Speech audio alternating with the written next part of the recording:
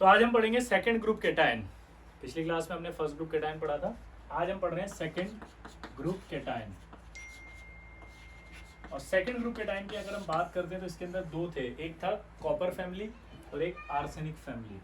यानी कि second group के अंदर एक होता है आपका सेकंड ए, एक होता है सेकंड बी।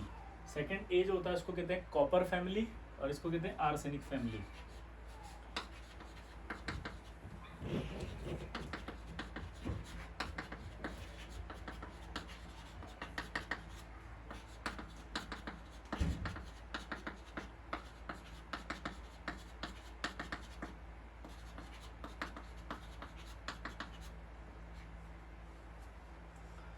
प्रभा कुटी होगी कैद में भाई से, याद आया। और ये आपके थे आर्सेनिक +3+5, एंटीमनी +3+5, SN+2 और SN+4। अब ये जो आपके सेकंड ग्रुप के केटायन है, इनका ग्रुप रिएजेंट था आपका H2S इन एसिडिक मीडियम। तो जब इसमें H2S गैस पास करेंगे एसिडिक मीडियम में तो इनका बनेगा सल्फाइड। इन सब का सल्फाइड बन चुका होगा। अब उस सल्फाइड के पीपीटी को याद है, फिल्टर किया था मैंने, फिल्टर करके हाथ में आ गया था और उसको यहाँ रख दिया था, थैंक यू बोल के वापस उठाया मैंने, खाली टेस्ट ट्यूब ली और इस खाली टेस्ट ट्यूब में इस पीपीटी को डाल दिया। पीपीटी डालने के बाद अब मैंने इसके अंदर क्या डाला है, ध्यान से सुनना आप। ये आपका मेटल सल्फाइड है सारे के सारे। तो मैंने क्या करा कि metal sulphide of second group, ये आपका metal sulphide of second group है। इस metal sulphide of second group को अब हमने किस में डाल दिया, हमने डाल दिया है YAS में। और YAS का पूरा नाम होता है yellow ammonium sulphide.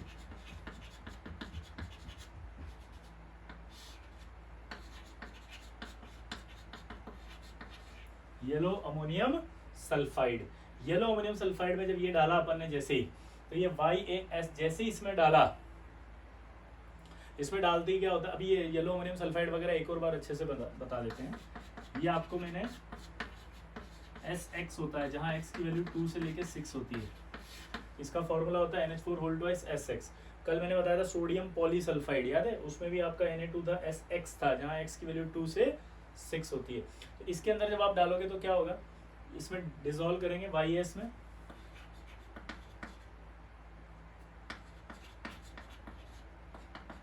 dissolve in YAS and filtered।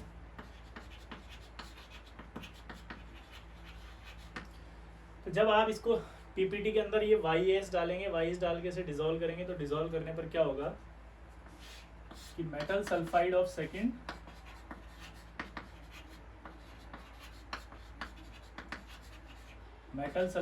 Second B जो होंगे वो तो सारे के सारे सॉल्युबल होंगे, तो वो फिल्ट्रेट में आ जाएंगे, ठीक है। और metal sulphide of second A जो हैं वो इनसॉल्युबल होंगे, इसलिए वो रेजिड्यू में रहेंगे जब फिल्टर करोगे तो।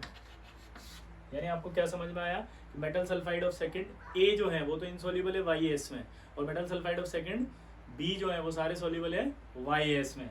यानी कि अगर ये देखेंगे तो इनके मेटल सल्फाइड YAS यानी ammonium ammonium yellow ammonium sulphide में ये सारे के सारे सॉल्युबल हैं, और ये वाले जो है वो सारे के सारे इनसॉल्युबल हैं। अब इसको करते हैं हम डिसॉल्व। तो डिसॉल्व करते हैं in hot and dilute HNO3, dissolve करते हैं hot and dilute HNO3 and filtered. तो जब फिल्टर्ड करेंगे तो फिल्ट्रेट जो होगा, फिल्ट्रेट के अंदर सारे के सारे आ जाएंगे ये CUS, CDS, TBS और Bi2S3, ये 4 आएंगे, देखो 1 2 3 4, ठीक है। और रेजिड्यू जो होगा उस रेजिड्यू के अंदर HGS आएगा। रेजिड्यू के अंदर कौन आएगा, HGS, क्योंकि ये इनसॉल्युबल होगा। यानी कि अगर हम बात करें तो ये सारे के सारे क्या हैं, soluble in hot and dilute HNO3, ये सारे के सारे सॉल्युबल होंगे हॉट एंड डाइल्यूट HNO3 में। ये इनसॉल्युबल होगा, ये क्या होगा, इनसॉल्युबल होगा, इसलिए रेजिड्यू में आएगा। अब फिर इसको सॉल्युबल करना है तो मैंने आपको बताया था कल भी कि एक्वा रेजिया डाला जाता है,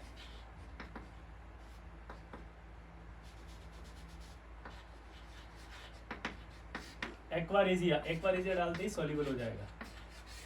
तो इस तरह से अपन इसको सॉल्युबल करते हैं। ये सॉल्युबिलिटी बहुत इंपॉर्टेंट है, ये बहुत बार आती है एग्जाम में। कभी भी अगर आपको केटाइन में रिएक्शन पढ़नी है तो सल्फाइड वाली रिएक्शन जब भी आ जाए उसको बहुत अच्छे से पढ़ना, बहुत आते हैं सवाल उसपे से। तो दोबारा देखो, metal sulphide of second group जितने भी हैं, YAS डाला अपन ने, तो YAS डालते ही क्या हो गया कि सल्फाइड ऑफ सेकंड B सब सॉल्युबल, सेकंड है इनसॉल्युबल, सेकंड है फिल्ट्रेट में PPT रेजिड्यू में आ गए, सेकंड है में डाल दिया हॉट एंड डाइल्यूट HNO3 सारे सॉल्युबल हो गए एक्सेप्ट HGS, फिल्टर कर लिया HGS रेजिड्यू में आ गया, HGA में डाल दिया अपन एक्वा रेजिया में डाल दिया, वो सॉल्युबल हो गया। तो ये सारे के सारे आपके सॉल्युबल आ गए। अब इसके अलावा भी सॉल्युबिलिटी होती है।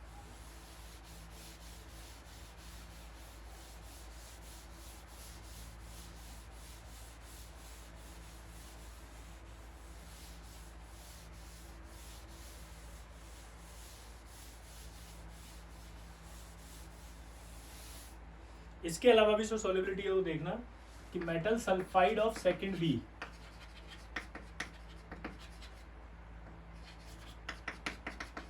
ये जो metal sulphide of second B हैं वो सॉल्युबल होते हैं, soluble in YAS as well as CAS except SNS which is soluble in YAS but insoluble in CAS। अब क्या बोला मैंने, जितने भी metal sulphide of second B होंगे वो सारे के सारे सॉल्युबल हो जाएंगे YAS as well as CAS। अब ये YAS तो मैंने बता दिया था, ammonium yellow ammonium sulphide. CAS का मतलब होता है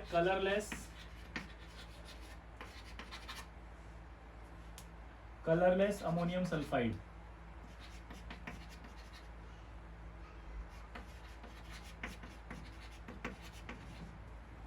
क्या लिया जाएगा ये CAS कलरलेस अमोनियम सल्फाइड। तो ये कलरलेस अमोनियम सल्फाइड हो गया, ठीक है। अब यहाँ पर खास बात ये होती है कलरलेस अमोनियम सल्फाइड का फॉर्मूला क्या है, तो उसका फॉर्मूला आएगा ये ammonium sulphide. Colourless ammonium sulphide का फॉर्मूला क्या आएगा, अमोनियम सल्फाइड। देखो अब इधर metal sulphide of second B है, वो सारे के सारे YAS में सॉल्युबल है, CS में सॉल्युबल है सब एक्सेप्ट SNS। SNS YAS में सॉल्युबल है लेकिन CS में नहीं है, ठीक है। यानी कलरलेस अमोनियम सल्फाइड में ये सॉल्युबल नहीं होगा। क्लियर। अब नोट टूल करके एक और बात लिखेंगे कि metal sulphide of second B soluble in strong alkaline solution as well as non-oxidizing acids। Note करके लिखो, metal sulphide of second B soluble in strong alkaline solution as well as non-oxidizing acids except AS2S3 arsenous sulfide soluble in strong alkaline solution but insoluble in non-oxidizing acids, ठीक है। ये आपको solubility याद करनी है अच्छे से, इसमें बहुत सारे सवाल बनते हैं।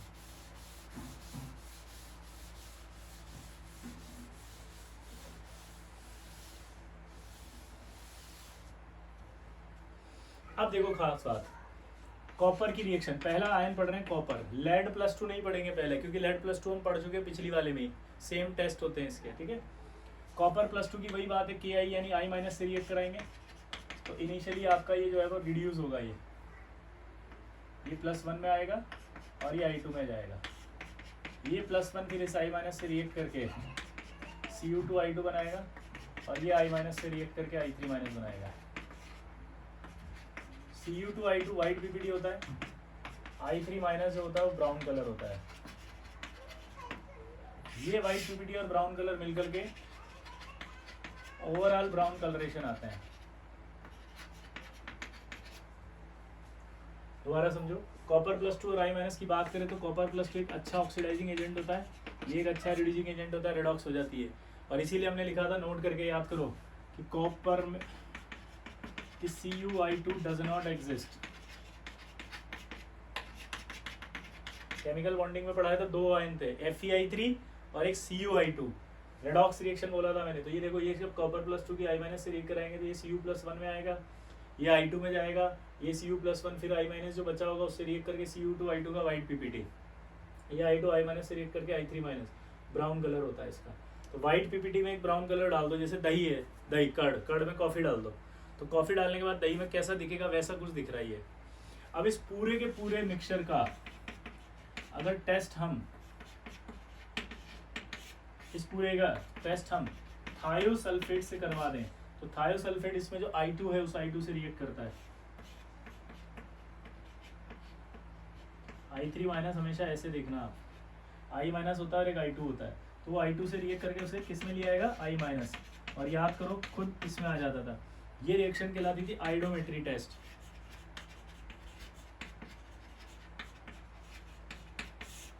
और यहाँ पर ये Cu2I2 फ्री हो जाएगा, तो यानी कि ये जो ब्राउन कलरेशन है वो वापस से किस में आ जाएगा, वाइट प्रेसिपिटेट में।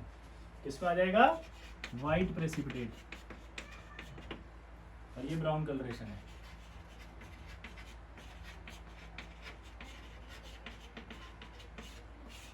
ब्राउन कलरेशन किस में आ गया, ये वाइट प्रेसिपिटेट। ये जो खास बात है, ये बहुत इंपॉर्टेंट रिएक्शन होती है कॉपर की, पैराग्राफ बनते हैं इसमें काफी सारे, ठीक है। तो बहुत सिंपल सी रिएक्शन थी, लिख लेना इसको। अगला देखो,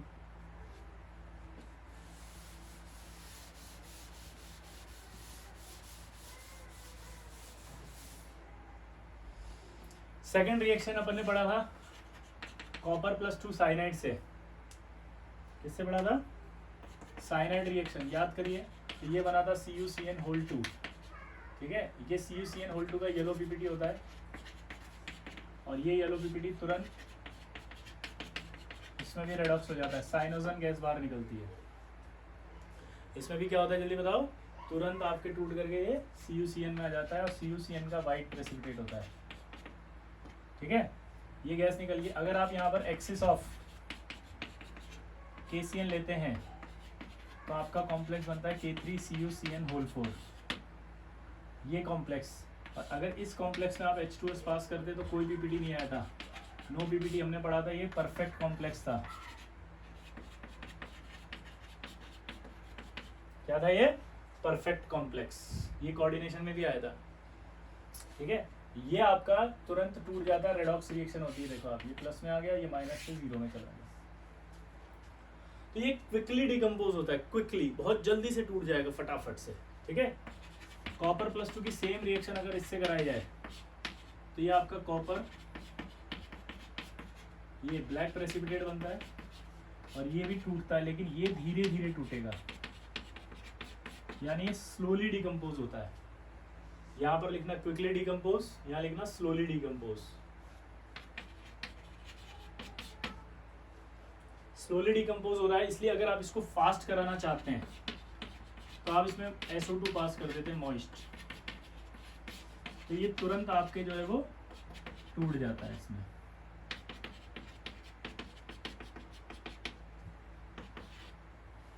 वाइट प्रेसिपिटेट, यानी अगर इस रिएक्शन को आप फास्ट करना चाहते हैं तो इसमें क्या भेजते हैं आप, मॉइस्ट SO2, जिससे इसका डिकम्पोजिशन फास्ट हो जाता है। उसका फास्ट होता है, अपने आप ही टूट जाता है वो, तो ठीक है। और क्यों टूटता है, क्योंकि कॉपर +2 एक अच्छा ऑक्सीडाइजिंग एजेंट है, साइनाइड एक अच्छा रिड्यूसिंग एजेंट है। साइनाइड एक स्यूडो हेलोजन भी होता है, ठीक है। अगर ये नहीं बताया मैंने बाद में, तो मैं आगे P ब्लॉक में पढ़ाऊंगा आपको, ठीक है। तो ये बात आगे समझ में आता है, ये क्लियर हो गया। इसमें क्विकली डिकम्पोज होगा, ये स्लोली डिकम्पोज होगा। अगर आपको रिएक्शन फास्ट करानी है तो SO2 पास किया जाता है, ठीक।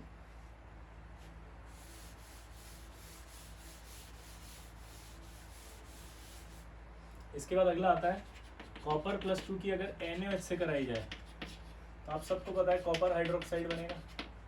क्या कॉपर एम्फोटेरिक होता है क्या, हमने पढ़ा था पिछली क्लास में, नहीं होता। तो एम्फोटेरिक नहीं होता तो एक्सिस में सॉल्युबल होगा क्या, तो आप बोलोगे नहीं होगा, इनसॉल्युबल। हीट कर दो इसको तो टूट जाएगा ये CuO+। इसमें ये आपको पता है सबको, लाइट ब्लू कलर का पीपीटी है, और ये आपका जो ब्लैक कलर का पीपीटी है,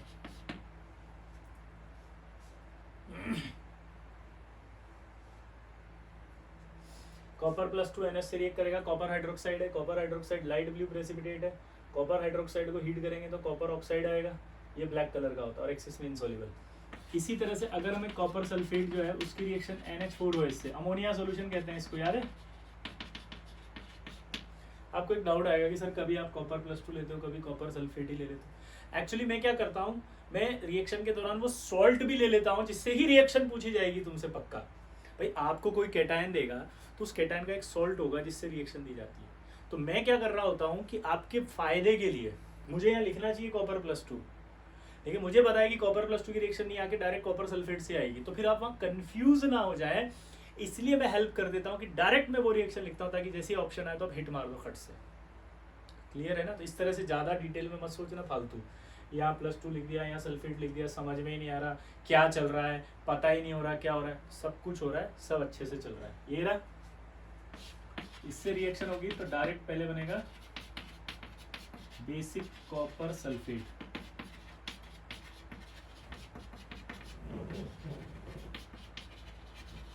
बेसिक कॉपर सल्फेट होगा। अच्छा ये डी ब्लॉक है, तो डी ब्लॉक होगा तो आपको पता है इसमें सॉल्युबल हो जाएगा ये तो, और सॉल्युबल होकर के बनाएगा स्विट्जर सॉल्ट, नाम तो सुना होगा।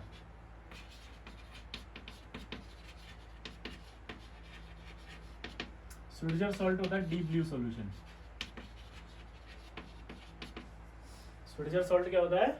Deep blue solution. तो कॉपर सल्फेट की NH4OH से रिएक्शन कराएंगे तो copper sulphate dot COH hold wise बनेगा, एक्सिस ऑफ NH4 बनेगा, और ये एक्सिस ऑफ NH4OH में सॉल्युबल हो जाएगा स्विट्जर सॉल्ट, यानी कि डीप ब्लू सॉल्यूशन बनेगा इसका।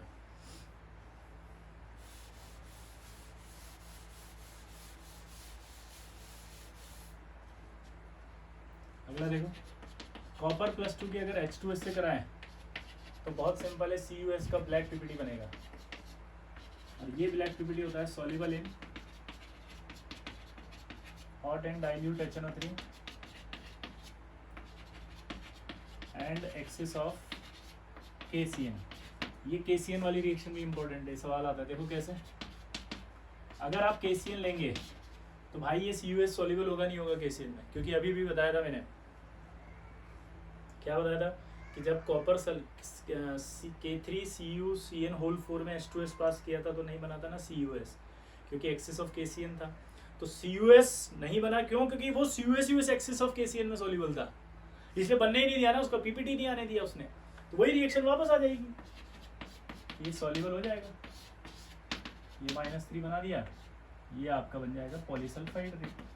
ठीक है, ये अगर मैं 8 CN लेता हूँ तो ये सिचुएशन है, और अगर मैं यहाँ 10 CN यानी और ज़्यादा एक्सिस ले लेता हूँ तो कॉम्प्लेक्स तो यही बनेगा, और जो साइनाइड बचा वो साइनोजन गैस भी बना देगा।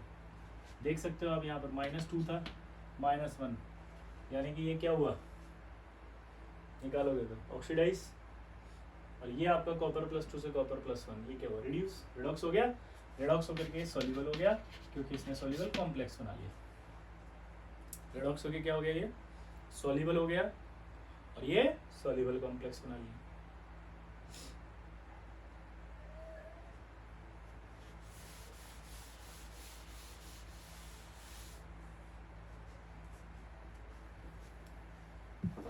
ठीक है, अगला देखो,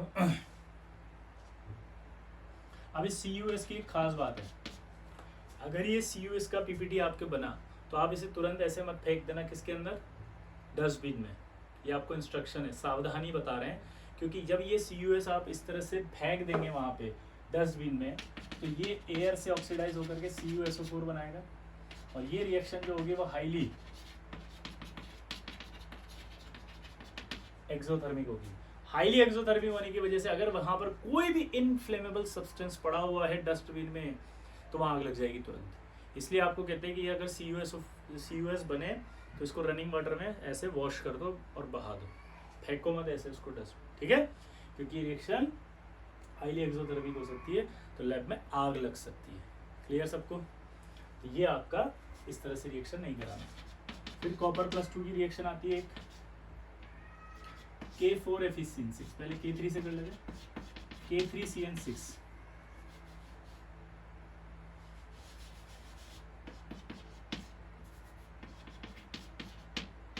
K3 FeCN6 से कराने पर ये बनाता है आपका Cu3 FeCN6 और इसका जो आता है वो आता है ग्रीन प्रेसिपिटेट। क्या आता है ये? ग्रीन प्रेसिपिटेट, कॉपर का ग्रीन प्रेसिपिटेट। तो अगर कॉपर की रिएक्शन किससे कराई जाए? K3 FeCN6 से। तो कॉपर की रिएक्शन अगर K3 FeCN6 से कराते हैं तो ग्रीन पीपीटी होता है। और अगर इसी रिएक्शन को देखें हम, एक और रिएक्शन होती है इसी की K4 FeCN6 से, ये वाली इंपॉर्टेंट है, बहुत आती है।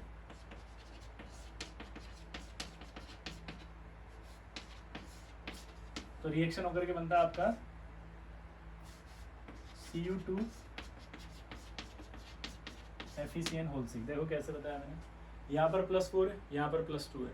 यहाँ जब ये कॉपर आएगा तो कॉपर +2 होगा, तो यहाँ 2 कर दिया मैंने, 2 कर दिया तो क्या हुआ, ये +4 हो गया ना। और ये आपका 4 होगा -4, तो ये -4 सेटिस्फाइड हो रहा है इस +4 से। इसका कलर होता है चॉकलेट ब्राउन या रेडिश ब्राउन। अब एक बात ध्यान रखना, ब्राउन याद रखना, चॉकलेट याद रहे या नहीं रहे, ब्राउन याद रहना चाहिए। ब्राउन प्रेसिपिटेट है। चॉकलेट याद रहे या ना रहे, क्या याद रखना चाहिए? ब्राउन। चॉकलेट याद रहे या नहीं रहे, क्या याद रहना चाहिए? ब्राउन। अब इसके अंदर एक खास बात होती है, अगर हम इसके अंदर अमोनिया सॉल्यूशन डाल दें तो ये पूरा डिसॉल्व हो जाएगा। पूछो क्यों? ये अमोनिया इस कॉपर से रिएक्ट करेगा और अमोनिया सॉल्यूशन लिया हुआ है अपन ने एक्सिस में, तो ये क्या करेगा, इससे सॉल्युबल हो जाएगा और स्विट्जर सॉल्ट बताया था ना, ये कॉम्प्लेक्स बना लेगा डीप ब्लू। और ये जो पड़ा हुआ है ये तो ऑलरेडी आपका एक सॉल्युबल कॉम्प्लेक्स होता है, FeCN6-4, पेल येलो सॉल्यूशन होता है इसका। क्या होता है ये? Pale yellow solution.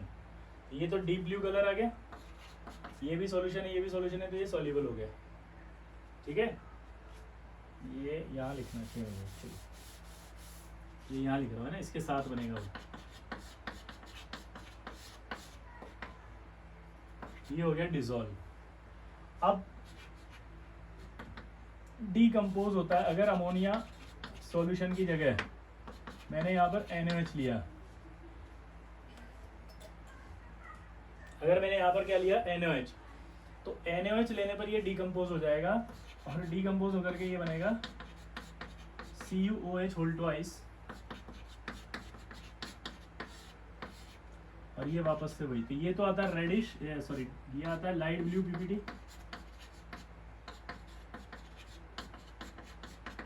और ये आपका पेल येलो सॉल्यूशन। तो एक तो पीपीटी रहेगा, एक सॉल्यूशन रहेगा, इसलिए इसको बोलते हैं डीकम्पोज, रिएक्ट करके डीकम्पोज। लेकिन ये दोनों सॉल्युबल हुए इसलिए डिसॉल्व हो गया, गायब हो गया ना, दिखेगा ही नहीं अब इसके अंदर। ये पैराग्राफ रिएक्शन बनती है, समझ गए बात को? ये पूरी की पूरी एक पैराग्राफ रिएक्शन है और बहुत इंपॉर्टेंट रिएक्शन है पैराग्राफ में। ठीक है, ये आपका कॉपर समाप्त। कॉपर के बाद अगला आएगा कैडमियम।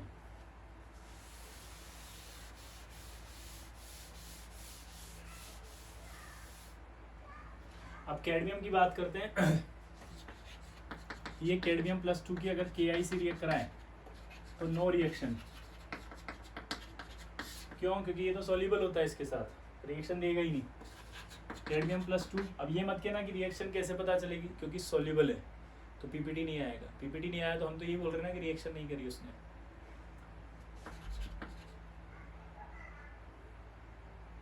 साइनाइड से रिएक्शन कराएंगे तो CdCN2 का वाइट पीपीटी बनेगा और ये वाइट प्रेसिपिटेट जो होगा वो एक्सिस ऑफ KCN में क्या हो जाएगा, सॉल्युबल।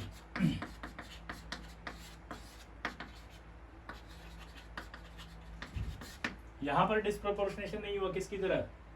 कॉपर की तरह, क्योंकि कैडमियम +2 ऑक्सीडाइजिंग एजेंट इतना अच्छा नहीं है जितना कॉपर है। अब अगर इसमें आप H2S पास करोगे तो CDS का येलो प्रेसिपिटेट आ जाएगा। CDS का येलो पीपीटी आना मतलब ये इम्परफेक्ट कॉम्प्लेक्स है।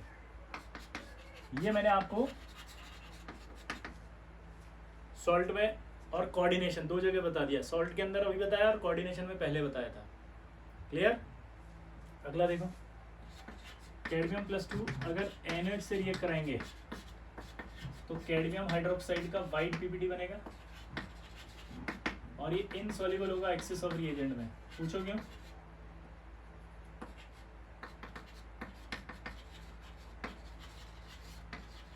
भैया ये है ना, मैं लिख रहा हूँ इसलिए क्योंकि मेरे को ये लग रहा है कि आपको की पॉइंट याद है।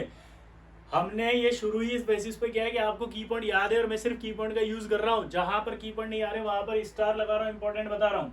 ये देखो आप डी ब्लॉक था, पीपीटी सॉल्युबल। ये आपका एम्फोटेरिक नहीं है इसलिए एक्सिस ऑफ एनएच में इनसॉल्युबल। लेकिन ये डी ब्लॉक है, तो अगर डी ब्लॉक होगा तो अमोनिया सॉल्यूशन में सॉल्युबल होगा। ये इनिशियली कैडमियम हाइड्रोक्साइड बना, लेकिन ये जो कैडमियम हाइड्रोक्साइड है, ये कैडमियम हाइड्रोक्साइड सॉल्युबल होगा किसमें? एक्सिस ऑफ NH में। ये एक्सिस ऑफ NH4 में सॉल्युबल होगा और ये आपका कॉम्प्लेक्स बना लेगा। तो ये मैं किस बेसिस पे बोल रहा हूँ? हम इस बेसिस पे बोल रहे हैं कि हमने ये पढ़ा हुआ है और हम की पॉइंट लगा रहे हैं। ये एम्फोटेरिक नहीं था इसलिए नहीं हुआ सॉल्युबल, ये डी ब्लॉक था इसलिए सॉल्युबल हो गया। ठीक है, नोट करो इसको। चलो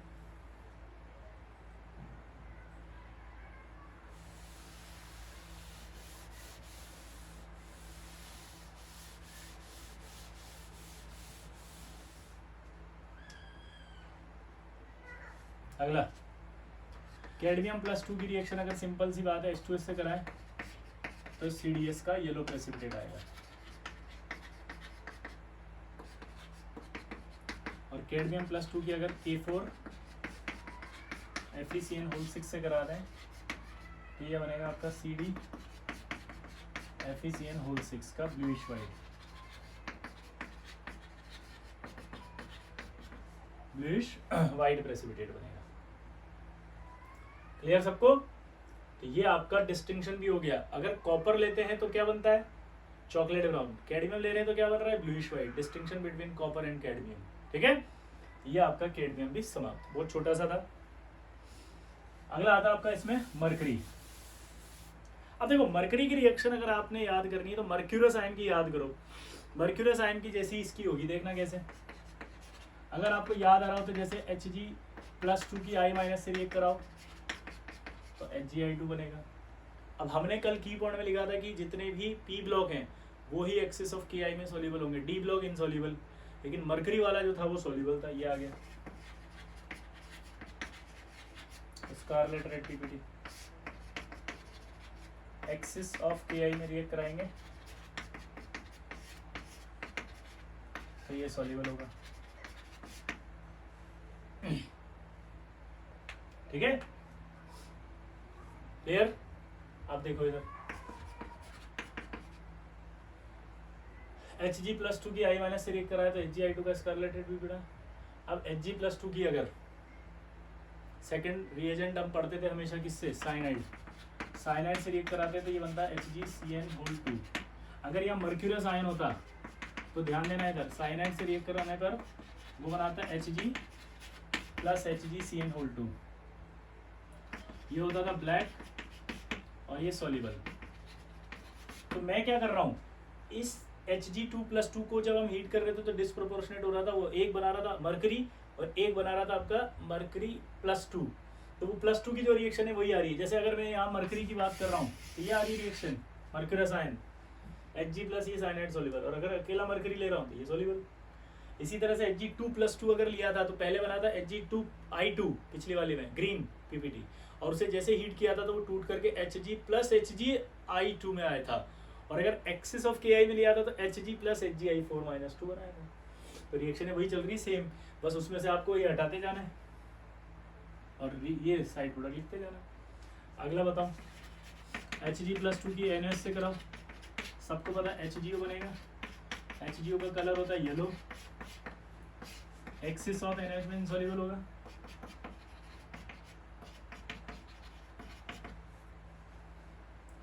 एक्सिस ऑफ बोलो NaOH में इनसॉल्युबल होगा।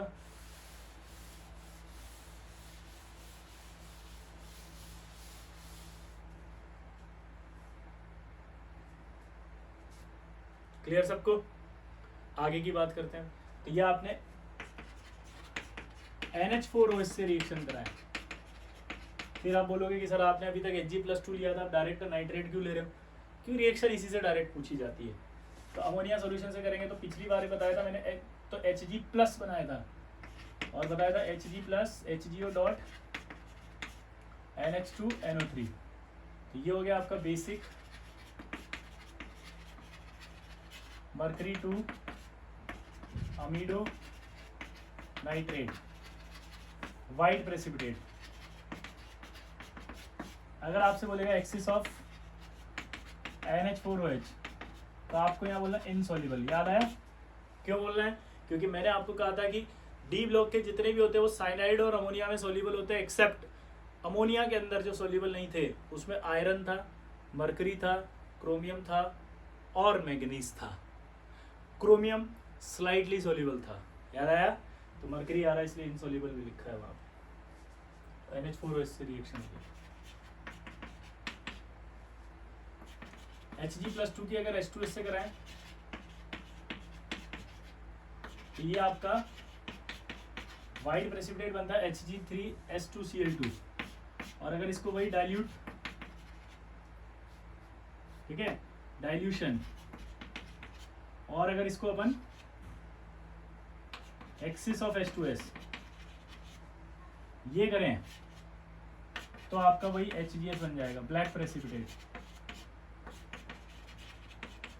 देखो ये मैंने इंटरमीडिएट जानबूझ के लिखा है कि बहुत डेप्थ में सवाल बना दे तब इसका यूज होगा। मतलब डायरेक्ट अगर कभी भी आपके पास आए तो ऐसा टेंशन मत लेना, Hg+2 की H2S से रिएक्ट करते तो HgS का ब्लैक पीपीटी बनता है, समझ रहे हो? डायरेक्ट आएगा ये। और ये HgS जो होता है ये इनसॉल्युबल होता है, इनसॉल्युबल होगा वाटर में, हॉट एंड डाइल्यूट HNO3 में,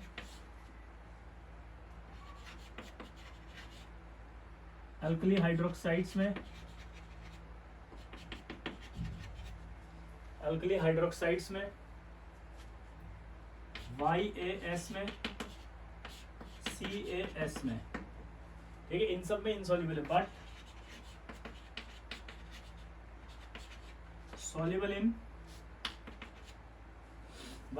सॉल्युबल इन याद है sodium sulphide and sodium disulphide लिखा था अपन ने कल,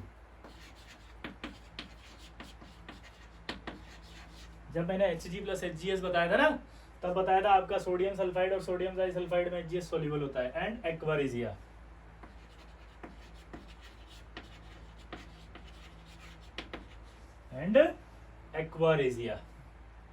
ठीक, ये आपका मरकरी का सल्फाइड। सल्फाइड देखो जहां जहां आ रहा है वहां कोई ना कोई खास बात जरूर आ रही है, इसीलिए मैंने बोला था सल्फाइड कैटायन जब पढ़ो तो सल्फाइड की रिएक्शंस को अलग से एक कागज में लिख के चिपका देना चाहो तो, ताकि टेंशन ही नहीं मिट जाएगी, सारी झंझट ही कैटायन में सल्फाइड वाली रिएक्शनें ज्यादा क्रिएट करेंगी। ठीक है, अगला देखो। और प्लीज मैं बार बार ये बोल रहा हूँ बताया था इसलिए फर्स्ट ग्रुप कैटायन के की पॉइंट और रिएक्शन अच्छे से याद करना।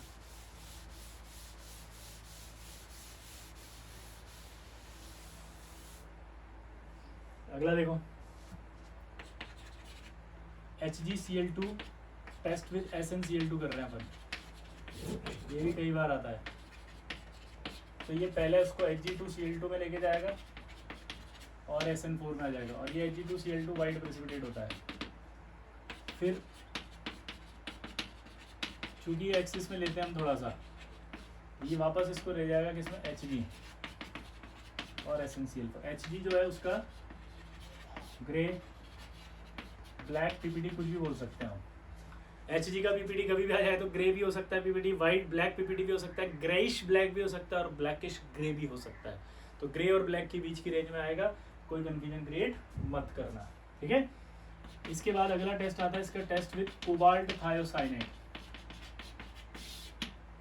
Test with cobalt thiocyanate. अब कोबाल्ट थायोसाइनेट की जब हम बात करते हैं, किसकी बात कर रहे हैं, कोबाल्ट थायोसाइनेट। तो कोबाल्ट थायोसाइनेट से जब बात करते हैं तो Hg+2, ये रहा Hg+2, कोबाल्ट थायोसाइनेट से रिएक्ट करता है ये, और कोबाल्ट थायोसाइनेट से रिएक्ट करके कॉम्प्लेक्स बना लेता है डीप ब्लू। ये आया हुआ है क्वेश्चन भाई, deep blue precipitate. Deep blue precipitate. ठीक, तो ये आपका मरकरी भी समाप्त। ठीक, अगला आएगा आपका बिस्मिथ।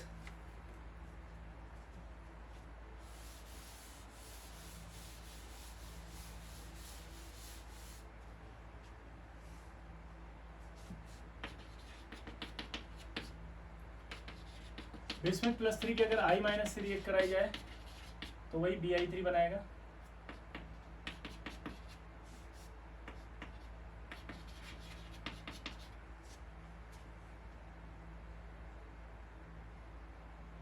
प्री ब्लॉक एलिमेंट है, मैंने आपसे कहा था कि I- जो होता है वो रिएक्ट करके क्या बनाएगा, ब्लैक प्रेसिपिटेट। और अगर एक्सिस में आप बात कर लो Ki, तो ये सॉल्युबल हो जाएगा और क्या बना देगा Bi4-, और ये आपका ऑरेंज, सॉरी हाँ ऑरेंज सॉल्यूशन होता है ये। Bi3 जो ब्लैक प्रेसिपिटेट है, इसका अगर मैं हाइड्रोलिसिस करा दूं तो ये BiO बनता है। आपको याद होगा हाइड्रोलिसिस केमिकल बॉन्डिंग में BiCl3 लिया था हमने, तो BiCl3 जब लिया था तो BiCl3 का हाइड्रोलिसिस हुआ था और BiCl3 का हाइड्रोलिसिस होकर के बना था BiOCl। क्या लिया था अपन ने, BiOCl। तो ये आपका ऑरेंज टर्बिडिटी आ जाएगा।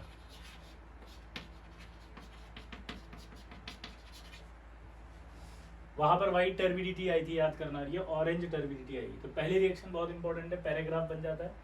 बिस्मिथ की जब Ki से रिएक्ट करते हैं तो पीपीटी बनेगा कौन सा, तो आप बोलोगे black precipitate. Excess of Ki से कराओगे तो क्या बनेगा, सॉल्युबल, क्योंकि पी ब्लॉक है, ऑरेंज सॉल्यूशन। जब इसका हाइड्रोलिसिस करा दोगे तो आपके BiO की ऑरेंज टर्बिडिटी बनेगी। ठीक है, तो इसको अच्छे से याद करना, दिमाग लगाना। ठीक है, अगर मैं इसका Bi3 का हाइड्रोलिसिस हो गया, अगर मैं यहाँ पर बिस्मिथ की रिएक्शन साइनाइड से कराऊं तो आपको लगेगा बिस्मिथ साइनाइड बनेगा, लेकिन बिस्मिथ साइनाइड की जगह बिस्मिथ हाइड्रोक्साइड का वाइट प्रेसिपिटेट बनता है। बिकॉज ये जो बिस्मिथ साइनाइड है ये बनता तो है अंदर, लेकिन पानी में बन रहा है ना, तो ये पानी में बन करके तुरंत हाइड्रोलाइज हो जाता है। फाइनल प्रोडक्ट आपका जो बनता है बिस्मिथ हाइड्रोक्साइड। ये रिएक्शन भी इंपॉर्टेंट हो जाती है, क्योंकि आप साइनाइड से रिएक्शन करा के बनाने की कोशिश करोगे क्या, साइनाइड, और बनेगा प्रोडक्ट क्या, हाइड्रोक्साइड, तो आप कंफ्यूज हो जाएंगे। इसको दिमाग में बिठाओ जल्दी से, जल्दी।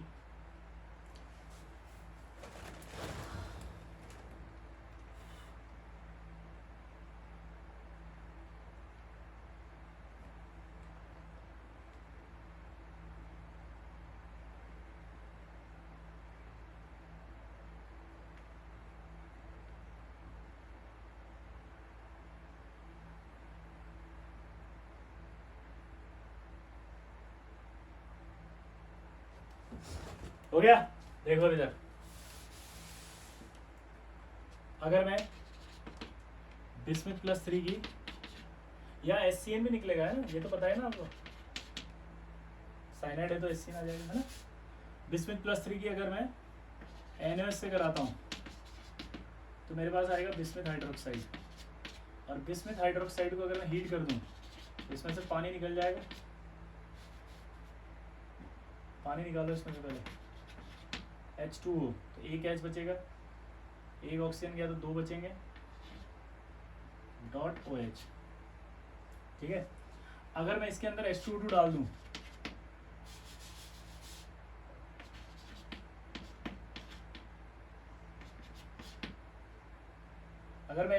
तो H2O2 डालने पर यह बनेगा बिस्मिथेट आयन। इसका ऑक्सीडेशन स्टेट निकालो,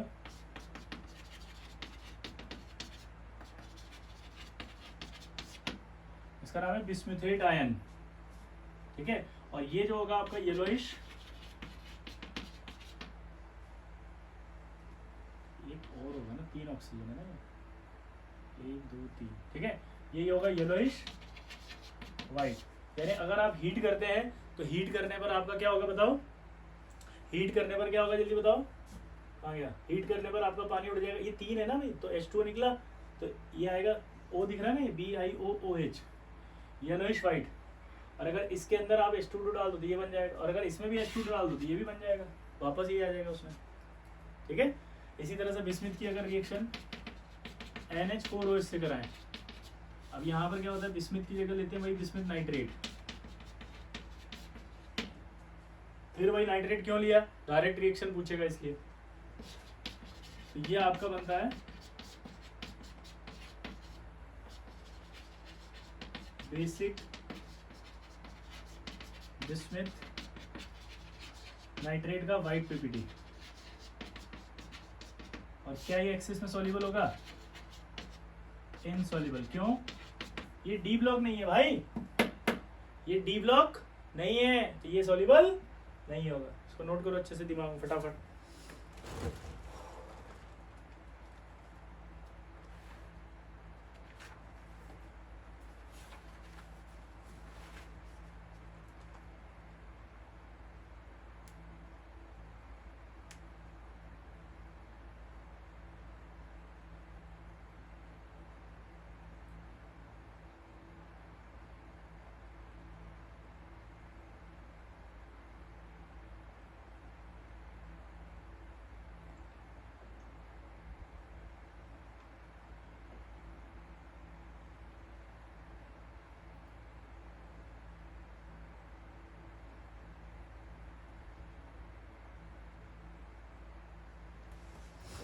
हो गया, देखो अब अगला बिस्मिथ +3 की रिएक्शन अगर हम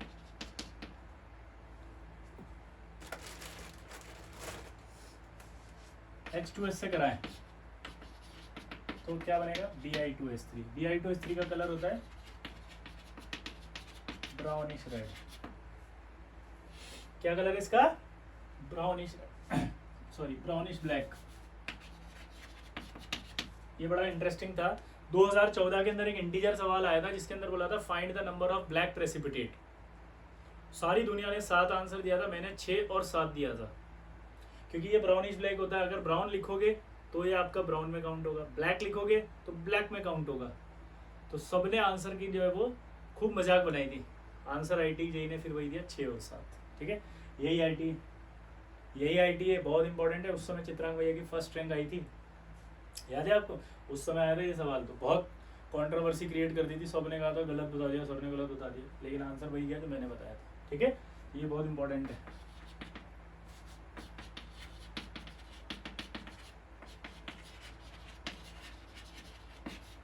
टेस्ट विद पायरोगेलोल। बिस्मिथ का अगर पायरोगेलोल से रिएक्शन कराते हैं तो आपके पास जो बनता है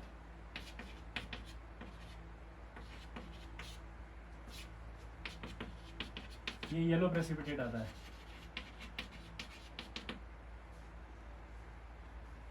क्या आता है ये, येलो प्रेसिपिटेट। बिस्मिथ की जब पायरोगेलोल से कराई जाती है तो कौन सा पीपीटी आता है, येलो। और Sb+3 जो है वो इंटरफेयर करता है इसको, तो ये must be interfere, sorry must be absent. Note करके लिखना, Sb+3 इंटरफेयर करता है इसलिए मस्ट बी एब्सेंट। इसके बाद इसकी रिएक्शन कराई जाती है SnCl2 से।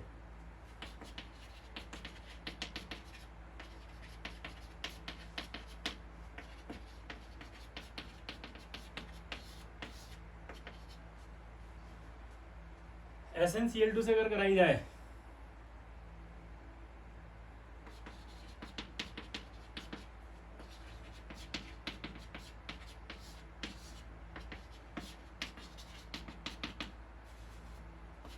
तो ये इसको रिड्यूस कर देते हैं ब्लैक प्रेसिपिटेट में।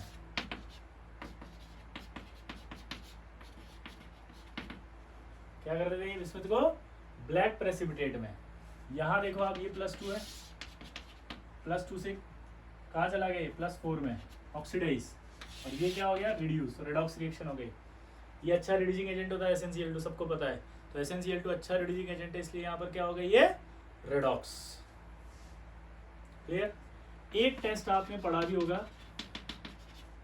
और वो अपन ने हाइड्रोलिसिस में पढ़ा था, test with excess of water. यानी हाइड्रोलिसिस कराया था अपन ने, तो BiOCl + 2HCl बनाया था।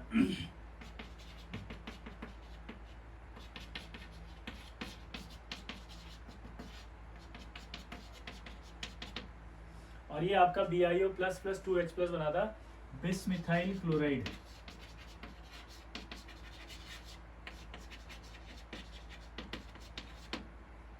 बिस्मिथाइल क्लोराइड ये वाला, और ये वाइट टर्बिडिटी थी।